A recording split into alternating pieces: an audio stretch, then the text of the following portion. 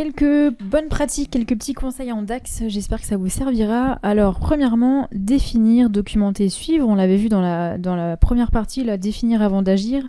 Vos mesures, c'est important que vous ayez une définition en français, que vous ayez aussi une définition mathématique. Ça, c'est vraiment quelque chose que je vous conseille de formaliser et de mettre quelque part sur un Word, un PowerPoint, peu importe. Mais vous mettez ça sur un bout de papier si vous voulez, mais formalisez-le. Parce que dans ce cas, nous avons donc l'évaluation d'un taux de qualité, donc le nombre de pièces sur laquelle on a appliqué une garantie. Imaginons qu'on fasse du e-commerce, divisé par le nombre de pièces que j'ai produites, et admettons pour raison x, y, ce taux de qualité, en tout cas sa définition évolue parce que on décide d'avoir une mesure plus précise et de décider que toutes les pièces toutes les pièces sur lesquelles la garantie est appliquée, ce ne sont pas forcément des pièces défectueuses. Ça peut être des casses, peu importe, bref.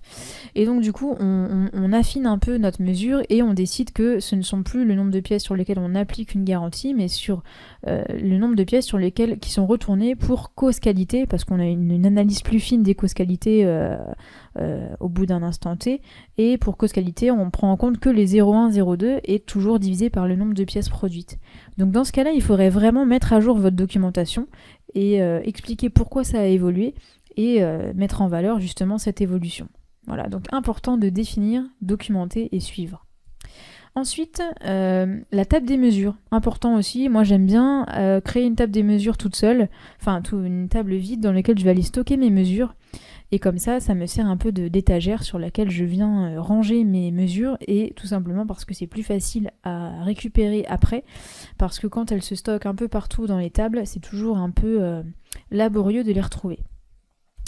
Ensuite, je vous conseille de nommer de manière très explicite vos mesures.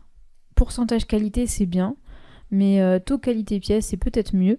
C'est peut-être plus parlant pour vos collègues. Et si vous avez un taux qualité pièce avec une version au niveau donc version sous forme de date par exemple, au niveau de votre indicateur, ça vous permettra de garder un historique et d'avoir un taux qualité pièce au 1er août, mais peut-être que ça changera l'année prochaine et que vous aurez un autre taux qualité pièce, mais que vous ne perdrez pas votre historique. Donc voilà, important, le nommage explicite pour que tout simplement vos mesures parlent d'elles-mêmes, quoi.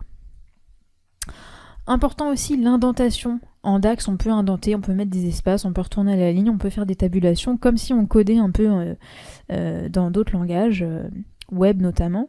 Et donc, c'est important de se servir de ça pour que visuellement, la structure de votre fonction soit parlante. Voilà. Donc, n'hésitez pas à utiliser l'indentation. Ça facilite aussi la compréhension et le travail de vos collègues s'ils reprennent votre travail un peu plus tard. Également le référencement. Donc référencer une mesure, c'est faire appel à une autre mesure pour en créer une autre. Je m'explique. Imaginons que je calcule une première mesure, le chiffre d'affaires égale somme du montant hors taxe, classique. Ensuite, je vais avoir besoin de calculer mes achats. Donc pareil, achat égale somme dans ma table achat de mon montant hors taxe. Maintenant, si je veux calculer les profits, je ne vais pas faire une mesure qui est égale à somme du montant hors taxe de mes ventes moins somme du montant hors taxe de mes achats, je vais aller référencer les mesures que j'ai déjà créées. Tout simplement parce que comme ça, si la définition de mon chiffre d'affaires évolue pour raison XY, je n'ai pas besoin de mettre à jour ma mesure de mon chiffre d'affaires, ma mesure de mes profits, j'ai simplement besoin de mettre à jour ma mesure du chiffre d'affaires. Et on peut aller plus loin, si ensuite je veux calculer le taux de marge, pareil, je vais faire mes profits divisés par mon chiffre d'affaires et je vais continuer à référencer ces mesures, tout simplement parce que sinon, je risque d'avoir des calculs qui devraient être basés sur les mêmes calculs justement, mais qui ne le sont pas.